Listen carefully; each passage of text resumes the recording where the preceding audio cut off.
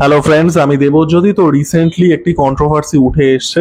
জয়া বচ্চন অক্ষয় কুমারের বিভিন্ন সিনেমা, বিশেষ করে টয়লেট এক প্রেম কাথাকে প্রপাগ্যান্ডা সিনেমা বলেছেন। তিনি বলেছেন যে এই জাতীয় সিনেমা প্রপাগ্যান্ডা এবং পলিটিক্যাল আর কি ন্যারেটিভ প্রমোট করে, এবং তার জবাবে অক্ষয় কুমারও খুব গ্রেসফুলি উত্তর দিয়েছেন। তিনি জয়া বচ্চনকে তার প্রাপ্য সম্মানটা দেখিয়েছেন। তো সেই বিষয়টা নিয়ে কথা বলবো।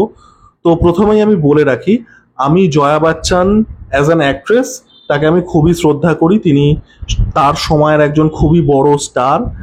মানে অ্যাকচুয়ালিতে জয়া বচ্চনের সাথে অমিতাভ বচ্চনের যখন বিয়ে হয়েছিল জয়া ভাদুড়ির সাথে, Jaya Bhaduri was a bigger star. Amitabh Bachchan তখন অমিতাভ বচ্চন হননি। তো জয়া বচ্চন দ্য অ্যাক্ট্রেসকে আমি কিন্তু কিচ্ছু বলছি না, তার জায়গা তার জায়গাতে। এবং this is the sad part, এটা জয়া বচ্চন দ্য অ্যাক্ট্রেস কিন্তু বলছেও না, এটা বলছে জয়া বচ্চন দ্য পলিটিশিয়ান। এবং আমাদের দেশে এখন এমন একটা জিনিস হয়ে গেছে, এত বাজে রকমের একটা পোলারাইজেশন চলে এসছে না, আমাদের দেশ বেসিক্যালি এখন দুটো ভাগে বিভক্ত হয়ে গেছে। একটা দল হচ্ছে যারা ভাবে যে 2014 সালে ভারতবর্ষ স্বাধীন হয়েছিল, এই একটা দল, তো তাদের আলাদাই বিষয়। আর আরেকটা দল ভাবে ভারতবর্ষে যা যা খারাপ জিনিস হচ্ছে, সেটা কমিউনাল টেনশন, বেকারত্ব, ফরেন রিলেশন, সেগুলো 2014 সালের পরেই শুরু হয়েছে। তো মানে দুটো দল, একটা ভাবে যে ভারতবর্ষে যা যা ভালো হচ্ছে সেটাও 2014 পরে এই নতুন রুলিং পার্টি আসার পরে হচ্ছে। আর একটা দল তারা ভাবে যে ভারতবর্ষে যা যা খারাপ হচ্ছে সেটাও নতুন রুলিং পার্টি আসার পরেই হচ্ছে, এবং বোথ আর ইকুয়ালি রং। এই যে টয়লেট এক প্রেম কথা, সেটা কোথাও না কোথাও গিয়ে বিজেপির যে স্বচ্ছ ভারত অভিযান, স্বচ্ছ ভারত অভিযান, সেটাকে প্রমোট করে, যেটা ওপেন ডেফিকেশন, যেটা আমাদের দেশের একটা সময় সমস্যা ছিল, এবং থ্যাঙ্কফুলি সেই জিনিসটা আমরা অনেকটাই আর কি সেই সমস্যাটা সমাধান করতে পেরেছি, সেটাকে অ্যাড্রেস করে।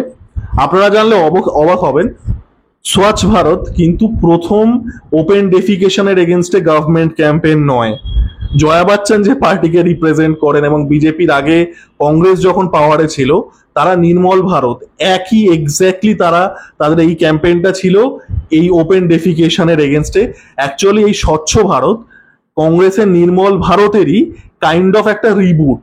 আমরা সিনেমায় রিবুট দেখি, একটা আপডেট, ওটাও তাই। তারা আরো বেশি ফান্ড দিয়ে আরো ইনফ্রাস্ট্রাকচারটাকে নতুন করে চেঞ্জ করে তারা ওই জিনিসটাই কিন্তু করছে। নির্মল ভারতের অ্যাড আপনারা মনে করে দেখুন, আপনারাও হয়তো দেখেছেন। ইভেন সিনেমা হলে টলেও দিত আগে, যখন সিনেমা হলে আর কি সিনেমা আসার আগে যে গভর্নমেন্ট আর কি স্পন্সর জিনিসপত্রগুলো দেখায়, তার মধ্যে আপনারা মনে করে দেখুন নির্মল ভারতও থাকতো। তো এটা নতুন কিচ্ছু নয়, এবং সেটা জয়া বচ্চনের পার্টিই করতেন। এবং সেকেন্ডলি হচ্ছে যে কোনো একটা জিনিসের, কোনো একটা ইম্পর্টেন্ট সোশ্যাল ইস্যুর অ্যাওয়ারনেস প্রমোট করাটা তো পলিটিসাইজেশন নয়, সব ক্ষেত্রে রাজনীতিকরণ করতে হবে। এই যে ওপেন ডেফিকেশন, এটা তো একটা ইস্যু, প্রথমত তো একটা প্রাইভেসির ইস্যু, যে একটা ওপেন জায়গায় করলে কেউ দেখে ফেলতে পারে, সেক্ষেত্রে একটা মানে it's like an invasion of privacy. একটা মহিলার ক্ষেত্রে সেটা তো খুবই খারাপ একটা বিষয়ের দিকে যেতে পারে। তার থেকেও বড় কথা, ইটস ভেরি ভেরি আনহেলদি, ভীষণভাবে আনহাইজেনিক একটা বিষয়। কত রোগ ছড়াতে পারে এই ওপেন ডেফিকেশন থেকে। এবার আমাদের দেশের মানুষ কি, আমাদের দেশের মানুষ যেহেতু সিনেমা দেখতে ভালোবাসেন, তাই ওই বক্তব্যটাকেই আপনি একটা গভর্নমেন্ট হয়তো লিফলেট বিলি করে দিলেন, বা হয়তো সিনেমা শুরুর আগে একটা স্বচ্ছ ভারতের একটা কিছু একটা ইনফরমাশিয়াল দিয়ে দিলেন। সিনেমা বানালে কি হচ্ছে, সেটাকে আপনি গল্পের মধ্যে দিয়ে বলছেন, তার মধ্যে আপনি কমেডি অ্যাড করছেন, এন্টারটেনমেন্ট ভ্যালু অ্যাড করছেন, সেটাকে আপনি প্রেজেন্ট করছেন, দর্শকের কাছে অনেক বেশি প্যালেটেবল হচ্ছে। তাহলে লোকে এন্টারটেইনড হচ্ছে, প্লাস যে মেসেজটা ছিল যে ওপেন ডেফিকেশনের এগেনস্ট এবং বাথরুম তৈরি করাকে নিয়ে, এবং এই যে মানে যে স্বচ্ছ ভারত, যদি আমি ধরেও নিই যে এটার হয়েই কথা বলছে, ভুল কি করছে, এটা তো একটা ইস্যু, এটার ইস্যুর এগেনস্টে কথা বলছে। আর কোনো সোশ্যাল ইস্যুকে তুলে আনা মানে কোনো একটা স্পেসিফিক পার্টিকে সমর্থন করা নয়।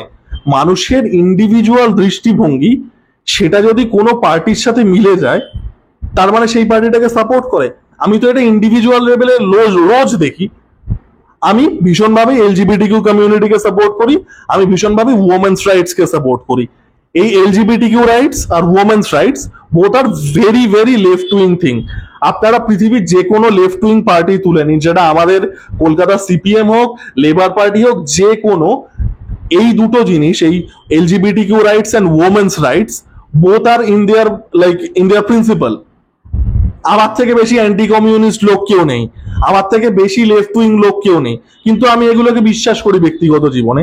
তো কোনো জিনিসকে পলিটিক্যালি এন্ডোর্স করা আর কোনো জিনিসকে আপনি বিশ্বাস করেন অ্যাজ আ সোশ্যাল ইস্যু, এই জিনিসটা পুরো আলাদা। এই যে আজকে টয়লেট এক প্রেম কথা বা প্যাড ব্যান, যেটা স্যানিটারি প্যাড, এবং আবারও ইট ডিলস উইথ ফিমেল হাইজিন এবং স্যানিটারি প্যাড ইউজ করার যে হেলথ বেনিফিট সেগুলোকে অ্যাড্রেস করে, টয়লেটের ক্ষেত্রেও তাই ওপেন ডেফিকেশন। এই যে সিনেমাগুলো হচ্ছে, this R very very important in conveying a message. আবারও আপনি মেসেজটাকে অনেকভাবে দিতে পারেন, আপনি সেটাকেই একটা এন্টারটেনমেন্টের মোড়কে একটা সিনেমার আকারে সেটাকে একটা গল্পের মধ্যে দিচ্ছেন যাতে লোকে এন্টারটেইনড হয়, they can also take away the message. মানে এটা তো অদ্ভুত কথা। এবং এই যে সিনেমাগুলো আজকে হচ্ছে সেগুলোর তো একটা সোশ্যাল ইমপ্লিকেশন আছে। এই যে 2015, 16, 17, 18, 19 এই সময়টায় যখন এই স্মল টাউন সিনেমা, যেটাকে আমি রিয়েল ইন্ডিয়ান সিনেমা বলি, রিয়েল ইন্ডিয়া কানেক্টেড সিনেমা, ছোট শহরের গল্প হচ্ছে, সেখানে একটা সোশ্যাল মেসেজ থাকছে, সেগুলো তো খুবই ভালো ছিল। মানে it dealt with lot of social issues. এই যে ছড়ি 2 প্রিমিয়ার করেছে অ্যামাজন প্রাইমে, ছড়ি কি নিয়ে ডিল করছিল? ইট ডেল্ট উইথ ইনফ্যান্টিসাইড, কন্যা ভ্রূণ হত্যা, যেটা সোসাইটির একটা মারাত্মক ব্যাধি। ছড়ি যে সিনেমা রিমেক ছিল লাপাছাপি, ইট ডেল্ট উইথ ইনফ্যান্টিসাইড, কন্যা ভ্রূণ হত্যা, সেটা প্রপাগ্যান্ডা সিনেমা। আপনি সোসাইটাল কোনো জিনিসকে তুলে দেখাচ্ছেন যে না এটা খারাপ, এটা বন্ধ করো, তার মানে এটা প্রপাগ্যান্ডা। মানে এটা অনেস্টলি স্পিকিং যে জয়া বচ্চনের থেকে এক্সপেক্টেড ছিল না। আবারও আমি জানি এটা Jaya Bachchan the politician speaking, it's not Jaya Bachchan the actress.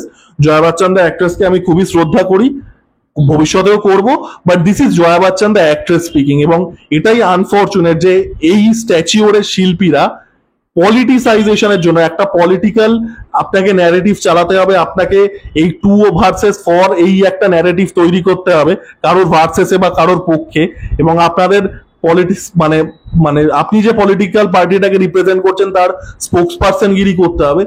নিজেকে এই জায়গায় নামানো এত বড় অভিনেত্রীর ক্ষেত্রে, এত বড় স্ট্যাচিওরের অভিনেত্রীর ক্ষেত্রে, it's really sad to C.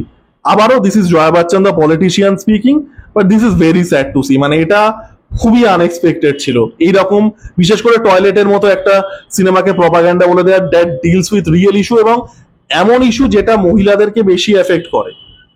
পুরুষদের থেকে কিন্তু এই জিনিসটা মহিলাদেরকে বেশি এফেক্ট করে। তো অ্যাজ আ মহিলা হয়ে এইরকম স্টেটমেন্ট এত বড় শিল্পীর ক্ষেত্রে, আবারও this is Jaya Bachchan the politician speaking, আমি খুব ভালো করেই জানি, but this was like very, it was not graceful. আমি প্রিটেন্ড করবো না, ইট ওয়াজ নট গ্রেসফুল। তো আপনাদের কি বক্তব্য জানাবেন জয়া বচ্চনের এই বক্তব্যটা নিয়ে?